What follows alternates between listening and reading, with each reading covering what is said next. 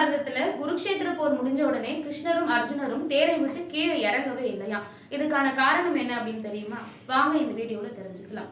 குருக்ஷேத்திர போர் நிறைவடைஞ்ச உடனே கிருஷ்ணரும் அர்ஜுனரும் தேர்லயே இருக்காங்க. உடனே கிருஷ்ணர் அர்ஜுனரை பார்த்து, அர்ஜுனா உனக்கு தேரை விட்டு இறங்க மனமே இல்லையா அப்படின்னு கேட்கிறாரு.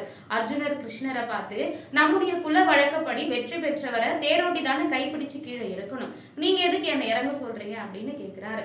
அதுக்கு கிருஷ்ணர் உடனே கடினமான குரல்ல, அர்ஜுனா தேரை விட்டு கீழே இறங்கு அப்படின்னு கோபமா சொல்றாரு. அர்ஜுனரும் உடனே தேரை விட்டு இறங்கி கீழே நிற்கிறாரு.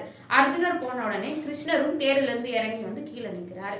கிருஷ்ணர் தேரிலிருந்து இறங்கி அடுத்த நொடியே தேர் தீ பிடிச்சு எரிய தொடங்குது. இதை பார்த்த அர்ஜுனர் ரொம்பவே அதிர்ச்சி அடைஞ்சு கிருஷ்ணர் கிட்ட இதுக்கான காரணத்தை கேட்கிறாரு. உடனே கிருஷ்ணர், அர்ஜுனா, கௌரவர்கள் குருக்ஷேத்திர போர்ல உன் மீது சக்தி வாய்ந்த அஸ்திரத்தை எல்லாம் பிரயோகப்படுத்தினாங்க. ஆனா தேர்கொடியில ஆஞ்சநேயரும் தேரோட்டியாக உன்னுடன் நானும் இருந்ததுனால அந்த அஸ்திரம் எல்லாம் பயனிழந்து போனது.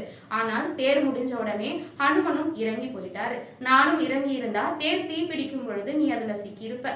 அதனாலதான் உன்னை இறங்க சொல்லி நான் கடினமா சொன்னேன் அப்படின்னு சொல்றாரு. அதுக்கப்புறம் தான் அர்ஜுனருக்கு கிருஷ்ணர் ஏன் அந்த வார்த்தையை சொன்னார் அப்படின்றதே புரிய வருது.